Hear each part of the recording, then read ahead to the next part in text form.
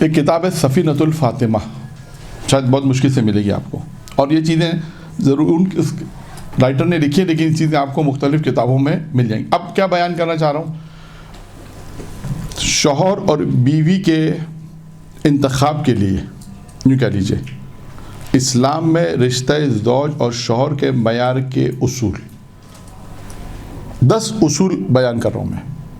ہو سکتا ہے اس سے زیادہ بھی ہوں، کم تو نہیں ہوں گے، اس سے زیادہ ہی ہوں گے۔ تو انہوں نے جس کتاب کا میں نے نام لیا، انہوں نے اس کتاب میں 10 معیار لکھے ہیں، 10 معیار کہ جو میاں اور بیوی میں ہونے چاہیے، یوں سمجھیے اس کے معیارات کیا ہیں، اصول کیا ہیں، ٹھیک ہے۔ یہ ہو گیا اس میں، یعنی ہم جب کوئی رشتہ کرنے جاتا ہے، یہ رشتہ طے کرتا ہے تو کیا معیارات ہونے چاہیے لڑکی کی طرف سے بھی اور لڑکی کی طرف سے۔ نمبر 1، اب کچھ چیزیں ایسی ہیں کہ جو انہوں نے سب لڑکے کے لیے بیان کی ہیں، کچھ چیزیں ایسی جو لڑکے کے حساب سے، لیکن بہت ساری چیزیں ایسی جو مشترکہ ہیں، بہت چیزیں ہوں گی۔ نمبر 1، پرہیزگار اور حسن سیرت ہونا۔ اب یہ دونوں میں ہوگا، جب ہم رشتہ دیکھنے جائیں تو پہلی چیز کیا ہے، پرہیزگاری۔ اب آپ مجھے بتائیں کہ پرہیزگاری یعنی خاتون میں بھی دیکھی جائے، اس لڑکی میں، اور لڑکی میں بھی دیکھی جائے کہ کتنا پرہیزگار ہے، گناہوں سے اپنے آپ کو کتنا بچا رہا ہے۔ لڑکی اپنے آپ کو باحجاب ہے، گناہوں سے اپنے آپ کو کتنا بچا رہی ہے۔ اب یہاں پر ماں باپ کی ایک ذمہ داری ہے، وہ کیا ذمہ داری ہے کہ لڑکی تو پرہیزگار ہے، گناہوں سے بھی بچ رہی ہے، باحجاب بھی ہے، لیکن یہاں سے پھر وہی موضوع چھڑ جائے گا ہمارے معاشرے کا کہ اگر وہ شادی ایسی ہو رہی ہے کہ جس میں لڑکی تو چاہتی ہے کہ تمام چیزیں نہ ہو، لیکن ماں باپ چاہتے ہوں، میز گیدرنگ ہو، گانے ہو۔ میں ایک جملہ صرف آپ کو کہوں گا،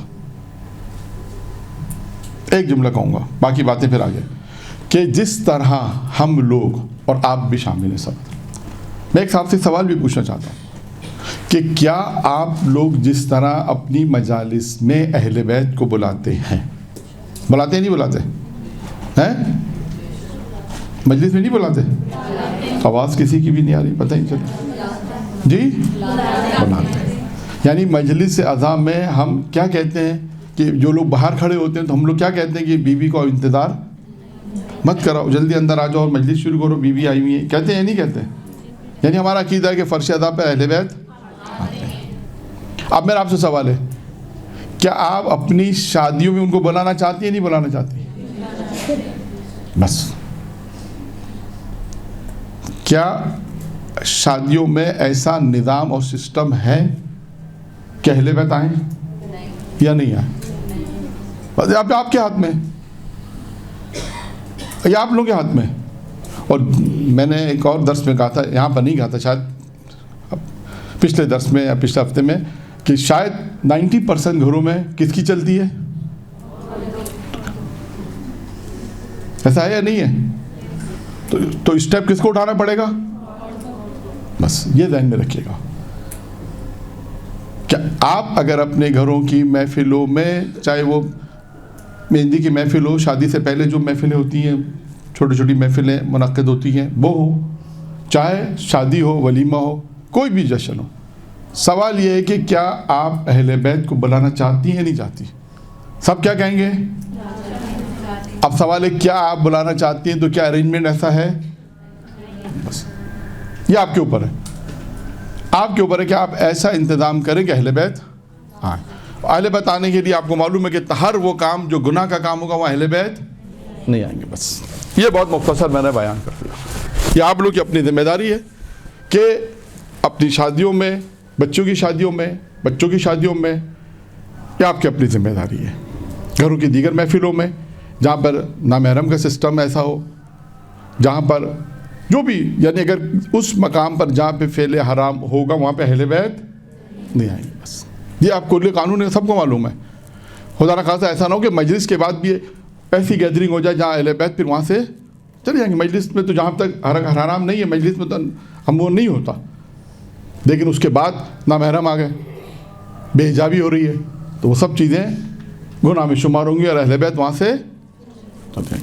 بہرحال یہ ایک پیغام تھا جو جب بھی یہ گفتگو آئے گی، شادی کی گفتگو آئے گی، جناب زہرا کی گفتگو آئے گی، یہ تمام باتیں آئیں گی، تو وہ تمام چیزیں یہاں پر ڈسکس ہونا ضروری ہے.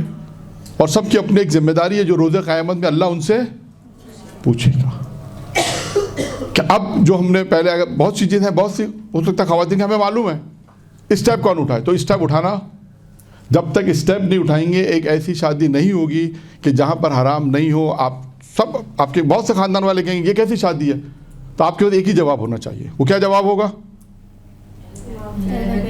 بس ختم. بات یہی جواب ہے کہ ہم چاہتے ہیں ایسی شادی ہو جو ہے جناب زہرا آئے، پنجتن آئے، 12 امام آئے.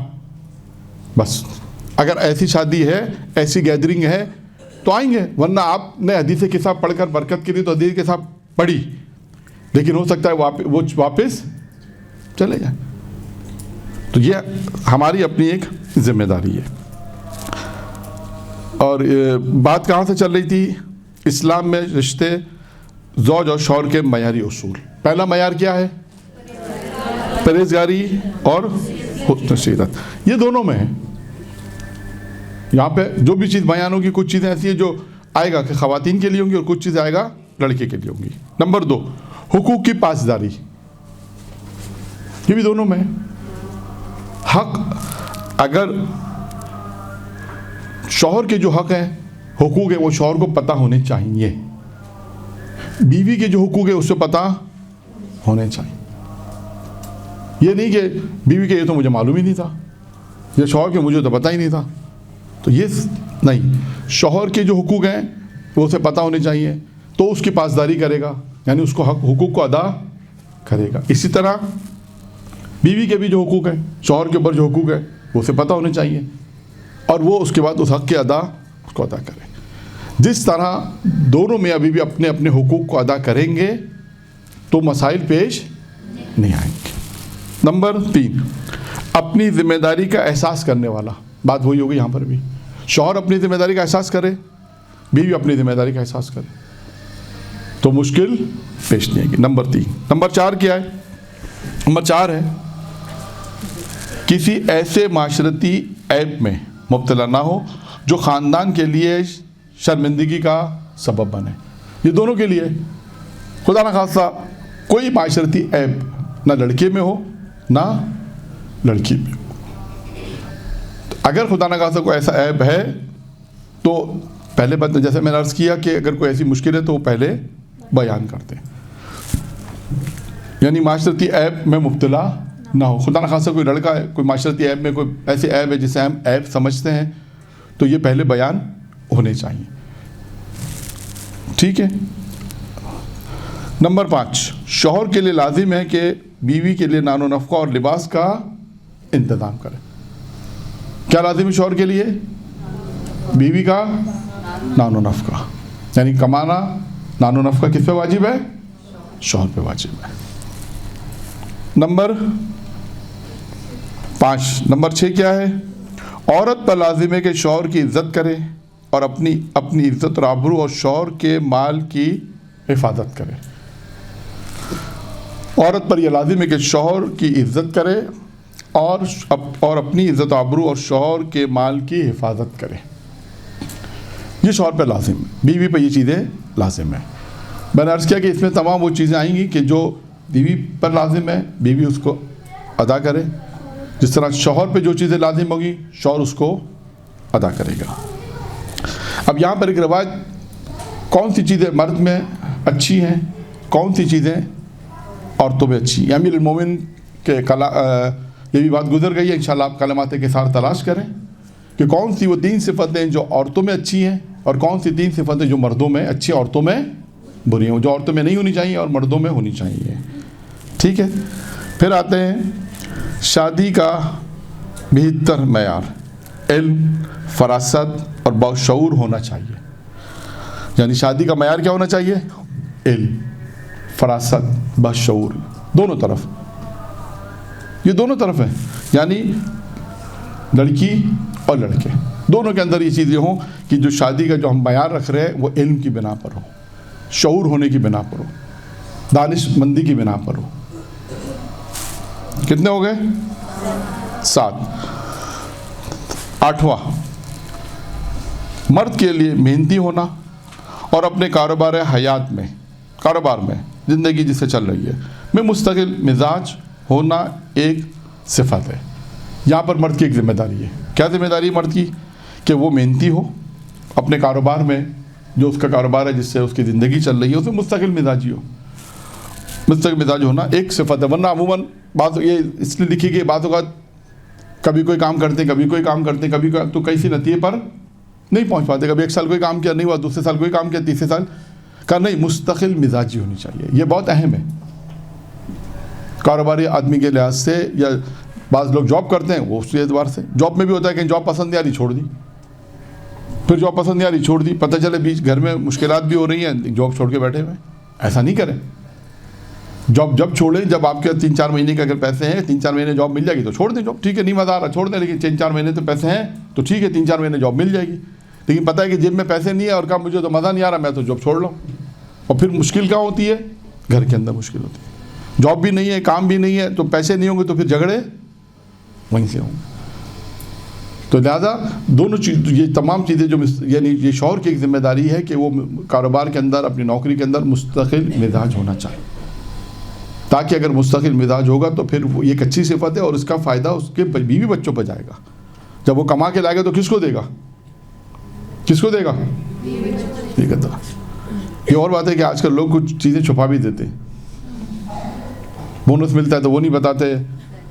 جی پوری سیلری نہیں بتاتے. اس کی بھی کچھ وجوہات ہوں گی جو نہیں بتاتے. یہاں پہ میں آپ کو ایک قصہ سناؤں، یاد آ گیا مجھے. قصہ ہے آیت اللہ شیخ انصاری کا. پہلے پڑھا ہوا میں نے لیکن شاید یہاں نہیں پڑھا. شیخ انصاری کا قصہ یہ ہے کہ دیکھیے گا اس قصے میں دقیق کتنا ہے اور وہ کتنا سخت ہے اپنی زندگی کے معاملے میں.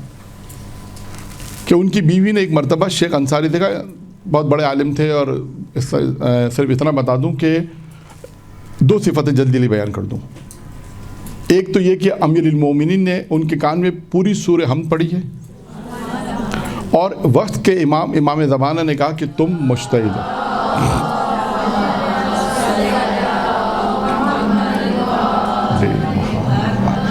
اور امام زمانہ نے کیا کہا؟ انت مجتہد، تم مجتہد.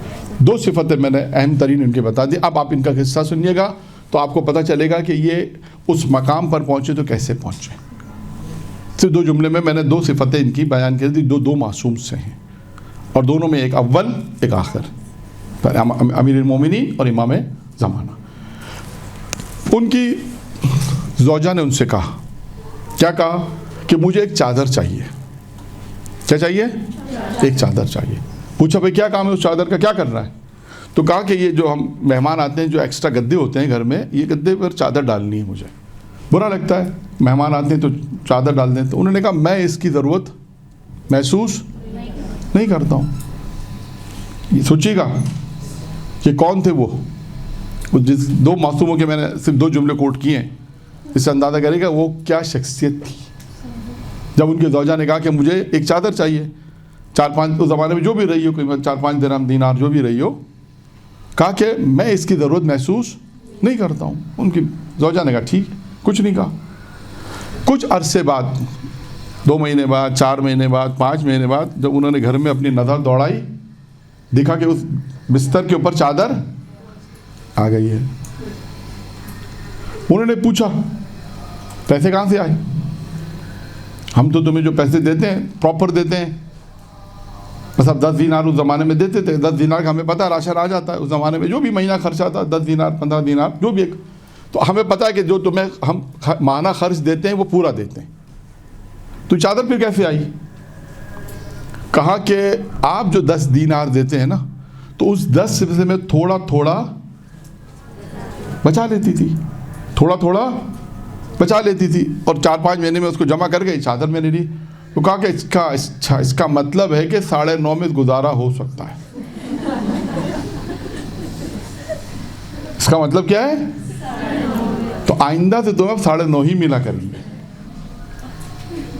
یہ ہے ممکن ہے. یہاں پہ آپ کہے کہ مولانا یہ بھی کیا مصیبت ہے بھائی، بڑے ہم تو اپنی جو ہے جو 10 مل رہے تھے اس میں سے زندگی بسر کر رہے تھے بڑی مشکلوں سے، تو علامہ صاحب نے تو وہ بھی آدھے کاٹ دیے. اب تو آج کل تو بہت سارے دوسرے طریقے کار ہیں نا، بی سی ڈالنے کے طریقے کار ہیں، ادھر سے بچا لیے، تھوڑے پیسے کہیں دے دو ادھر سے بچا لیے. بہرحال سب کے اپنے اپنی زندگی گزارنے کے طریقے کار ہیں. لیکن کہنے کا صرف مقصد یہ ہے کہ یہاں تک ہم پہنچے تھے کہ اپنی زندگی کو بہتر بنانا ہے. یہ اصول یاد رکھیے گا، میاں اور بیوی دونوں. جب تک یہ شرائط تقریباً 8 ہو گئے، 2 اور شرطیں میں بیان کر کے پھر ایک جملہ اور بیان کرتا ہوں، پھر وقت دیکھتا ہوں جتنا ہے تو ایک روایت اور بیان ہو جائے گی، دیکھتے ہیں یا اسی موضوع کو کنٹینیو کرتے ہیں. پھر اس کا نویں شرط کیا ہے؟ اگر دیگر صفات معاشرے کی اعلیٰ ہوں اور نیک سیرت ہو تو صورت پر سیرت کو ترجیح دینا چاہیے. بہت آسان ہے. کہتے ہیں لڑکا یا لڑکی، اب دونوں کے لیے نا، کہ اگر عموماً یہ بات شاید لڑکے کے لیے سیرت کی گفتگو آئی ہے تو لڑکے کے لیے، دونوں کے لیے ہو سکتا ہے. اگر دیگر صفات معاشرے کی اعلیٰ ہوں، لڑکا اچھا ہے یا لڑکی اچھی ہے، متدین ہے، نماز پڑھتی ہے، روزہ رکھتی ہے، آج یہی مثال دیں گے، متدین کی مثال دیں گے، تو نیک سیرت کو صورت پر ترجیح دیں گے. یعنی ہم سیرت کو ترجیح دیں گے صورت کے اوپر. یہاں پہ ایک معیار یہ بھی ہے کہ اگر ہم دیکھتے ہیں کہ لڑکے کے اندر کماتا اچھا ہے، مثلا سب کچھ اچھی ہے، سیرت بھی اچھی، لیکن ممکن ہے شاید دیکھنے میں اتنا شاید وہ نہ ہو، شاید. تو اب ڈپینڈ کرتا ہے کہ آپ نے کس چیز کو کس چیز پہ ترجیح. انہوں نے کہا کہ آپ کو سیرت پر ترجیح دینا ہے صورت کے اوپر. یہ ایک اصول بیان کیا. پھر اس کے بعد ایک اصول یہ بیان کیا کہ اب جو چیزیں بیان ہو رہی ہیں یہ بہت ساری چیزیں ہیں. جذبہ ایثار، بلند مرحلہ، درگزر، قوت برداشت، بہترین صفات ہیں جس سے گھر آباد رہتے ہیں اور خوشحالی گھر کا مقدر ہوتی ہے. اب دیکھیں جذبہ ایثار دونوں میں ہونا چاہیے. اس کے بعد بلند حوصلہ ہونا چاہیے، تحمل جسے ہم کہتے ہیں، درگزر، معاف، ایک دوسرے کو معاف کر دیں. اس کے بعد قوت برداشت، تحمل. آج جتنے بھی مشکلات ہیں معاشرے میں یہ تمام چیزیں نہ ہونے کی وجہ سے. جی ہاں، تو کیسے آئیں گی؟ تحمل. دیکھیں یہ سب چیزیں بالآخر نماز، روزہ، حج، زکوٰۃ اگر یہ تمام واجبات ادا کریں گی تو آئیں گی نا. یعنی یہ چیزیں، کچھ چیزیں آہستہ آہستہ آتی ہیں. دیکھیں بعض چیزیں، ٹیوب لائٹ کو اگر آپ کو پنکھا جلانا ہے، ٹیوب لائٹ کا بٹن دبائیں گے جل جائے گی، اس میں کوئی ٹائم نہیں لگے گا. لیکن انسانی اپنی زندگی، میاں بیوی ہیں، تحمل چاہیے. خدا نہ خاصہ دیکھیں ایک میں یہاں پہ 10 جملے میں نے جو پورے کر دیے، اس میں ایک جملہ اور کہہ دوں. اس کے جو ایک جملہ مجھے خاص کہنا ہے وہ انہی میں ہی ہے، جذبہ ایثار. میاں بیوی ایثار رکھے. ایک جملہ آیا تھا عزت کرنے کا.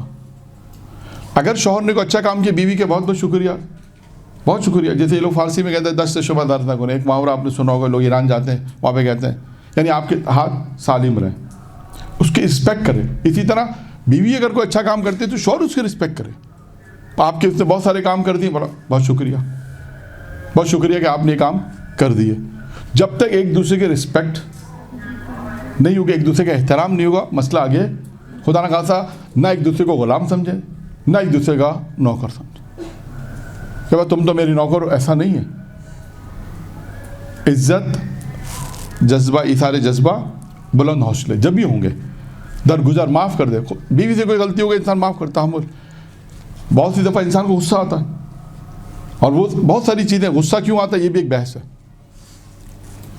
کہ غصہ عموماً اس لیے آتا ہے کہ انسان کے مزاج کے خلاف کام ہوتا ہے. یہ بھی یاد رکھیے گا. بہت ساری چیزیں ہیں کہ انسان کے مزاج کے خلاف اگر کوئی بیوی کوئی کام کرتی ہے، کچھ چیزیں شوہر نے کہی، مطلب کچھ چیزیں رکھی، بیوی نے کہا صفائی کی، صفائی کے اندر وہ ساری چیزیں ادھر ادھر.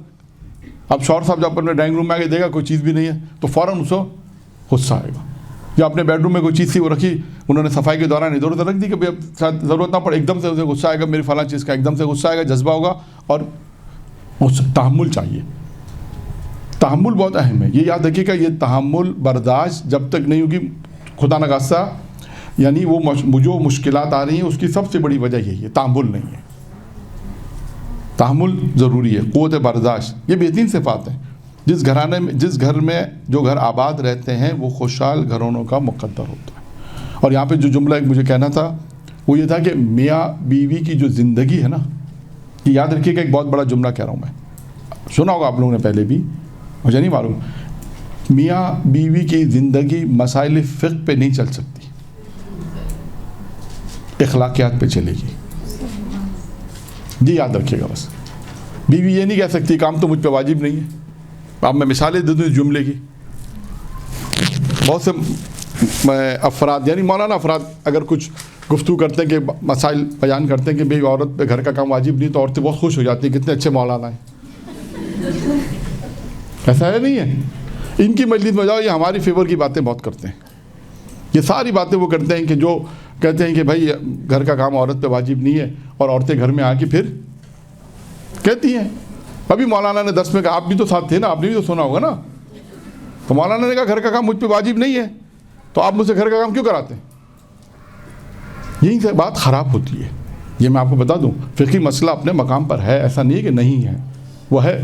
ایک دفعہ ہوا تھا، ہم نے ایک درس کروائے تھے اپنے مؤسسے کے تھرو، تو وہاں پر بھی ایک مولانا مدعو کیے تھے. تو وہ خاتون تھی، مجلسیں پڑھتی تھیں، بہرحال ان کو بھی معلومات دین کی تھی، لیکن یہ مسئلہ معلوم نہیں تھا. انہوں نے جا کے اپنے شوہر سے کہہ دیا کہ بھائی اب تو ہم فارغ ہیں بھیا.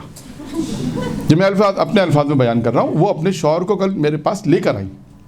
ان کے شوہر کو جب پتہ چلا، ان کے شوہر نے کہا قبلہ آپ سے ملنا ہے، آ جائیے.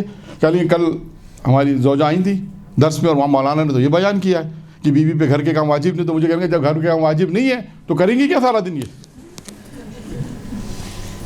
تو یہ ایک اہم مسئلہ ہے، آپ لوگ کے علم میں ہے ساری چیزیں. تو اس پہ گاڑی نہیں چل سکتی. اگر شوہر نے بھی کہہ دیا کہ مجھ پہ کچھ چیزیں جو اسلام آپ سے ہی کہتا ہے کہ گھر کے کام واجب نہیں ہے، کہتے کوئی مسئلہ نہیں ہے. اس کا حل بھی میں آپ کو جواب دوں. اب میں ان فیور والی بات کر لوں نا، تاکہ وہ خواتین جو کہتی ہیں یہ مولانا فیور والے، تو وہ کہ اب میں وہ بات کروں آپ سے کہ وہ آدھی بات ہے.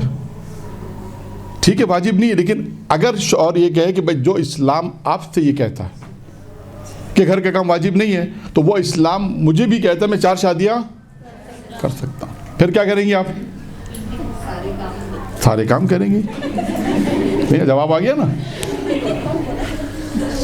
سارے کام نہیں، ایکسٹرا کام بھی کریں گے. بھائی اب اسلام، اب آپ نے یہاں پہ اب بات برابر کی ہو گئی. اب آپ نے کہا کہ اسلام یہ کہتا ہے، مولانا نے کہا ٹھیک ہے واجب نہیں ہے. شوہر نے اپنی بیوی سے کہا ٹھیک ہے، مولانا نے بالکل صحیح کہا. اب مولانا نے یہ بھی کہا کہ بھائی یہ اسلام تو پورا بیان کریں نا، اسلام آدھا بیان کریں تو مشکلات ہوگی. پورے اسلام میں یہ ہے کہ جو کام واجب نہیں ہے اسلام میں، گھر کا کام خواتین پہ واجب نہیں ہے. لیکن اب یہاں پر اگر ہم اس نیت، اب آ جائیں دوسری طرف، آپ اس نیت سے کریں کہ جناب زہرا کرتی تھی، ثواب ملے گا نہیں ملے گا؟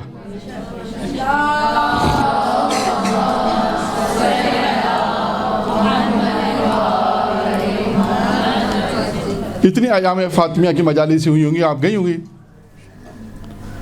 تو آپ نے یہی سیکھا، یہی پڑھا عالم نے کہ جناب زہرا گھر کے کام کرتی تھی. میں نے خود پچھلے شاید درس میں کہا تھا کہ جب جناب زہرا گھر کے کام کری تھی، پیغمبر اسلام جب گھر میں تشریف لائے تھے تو کیا کہا تھا جناب زہرا سے؟ کہا تھا کہ آخرت کی شیرینی کو حاصل کرنے کے لیے دنیا کی تلخی. تو جناب زہرا نے کیا کہا تھا کہ میں اللہ سے راضی ہوں، اللہ کی حمد کرتی ہوں اور خدا کا شکر. کتنی روایتیں مولانا نے یہ بیان کی جناب زہرا گھر کے کام کرتی ہیں، اور حتیٰ یہ بھی روایت نہیں کہ امیر المومنین ان کا ساتھ دیتے تھے. ابھی اور بات ہے کہ آپ یہ کہیں کہ مولانا آدھی بات تو صحیح، آدھی بات آپ کی صحیح، آدھی ہمارے شوہر تو کام نہیں کرتے، ہم کیا کریں؟ خیر یہ ان کی مرضی ہے. لیکن ایک روایت میں نے بیان کی ہے کہ جو شوہر گھر کے کاموں میں اپنی بیوی کے ہاتھ بٹائے گا، اللہ اسے 7 اجر عطا کرے گا. 7 قسم کے ثواب ہے. 7 خوشحال گھرانہ ایک درس کا موضوع تھا، خوشحال گھرانہ، اس میں تمام چیزیں یہ بیان کی ہیں کہ وہ 7 چیزیں کیا ہیں. وہ جو شوہر اگر اپنی گھر کے کاموں میں اگر ہاتھ بٹاتے ہیں تو اسے اللہ کیا اجر و ثواب دے گا. آپ جا کے ان کو یہ بتائیں کہ یہ بھی ہے کہ اگر آپ کام کریں گے تو آپ کو اللہ اتنا اجر و ثواب دے گا. وہ روایتیں بیان ہو چکی ہیں. خیر، تو یہاں تک ہم نے اپنے گفتگو کو مکمل کیا کہ 10 انہوں نے شرائط بیان کی، ممکن ہے اور بھی زیادہ ہوں گی، لیکن انہوں نے 10 بیان کی. اس 10 کے اندر شاید ہو سکتا ہے کہ تمام وہ چیزیں کور ہو جائیں کہ جو ایک معاشرے میں، ایک معاشرے کو بہتر بنانے میں، ایک شادی کے لیے میاں اور بیوی کے لیے جو ہے انتخاب کے لیے جو ہے وہ جب انتخاب کرنے جا رہے ہیں لڑکا اور لڑکی کو، اس پہ تمام چیزیں، اس چیزوں کی طرف توجہ کریں گے تو انشاءاللہ تعالیٰ ایک خوشحال اور اچھا گھرانہ بنے گا. اب 5 منٹ ہیں ہمارے پاس، تقریباً 6 منٹ ہیں. اگر کسی کا کوئی سوال ہو تو پوچھ سکتا ہے. تو البتہ میں نے آپ کے سامنے جو صرف موٹی موٹی چیزیں بیان کی ہیں، اگر کسی کو مزید اس میں اگر سوالات پوچھتے تو وہ فقہی مسائل پوچھ سکتے ہیں. میں نے آپ کے سامنے صرف موٹی موٹی چیزوں کو بیان کیا ہے، ورنہ اس نیت سے آپ کام کریں تو آپ کو ثواب بھی ملے گا کہ جناب زہرا سلام اللہ گھر کے کام کرا کرتی تھی، بچوں کی تربیت کس طرح کی، تمام کام آپ اس نیت سے گھر کے کام کریں تو آپ کو ثواب بھی ملے گا. اور آپ اس نیت سے کریں گے تو آپ کے ذہن میں کم سے کم کہ ہم یہ عمل کریں سیرت فاطمہ زہرا. ماں باپ کی خدمت بھی ہے، باقی جو خدمت ساس سسر کی خدمت بھی انسان ہے. یہ نہیں کہہ سکتے کہ ہم مجھ پر تو واجب نہیں ہے، واجب نہیں ہوگا، لیکن جب یہ کہیں گے کہ واجب نہیں ہے تو شوہر ادھر سے بھی کہے گا مجھ پہ یہ واجب نہیں ہے، تو یہ مشکل کھڑی ہو سکتی ہے. تو لہٰذا اس کا خلاصہ یہی ہے کہ محبت کے ساتھ جو تمام چیزیں بیان کی گئی، جذبے کے ساتھ، ایثار کے ساتھ، قربانی کے ساتھ، تحمل کے ساتھ، قوت برداشت کے ساتھ، درگزر کے ساتھ انسان اپنی زندگی کو بسر کرے گا تو انشاءاللہ زندگی اچھی بسر ہوگی. درود پڑھے محمد و آل محمد.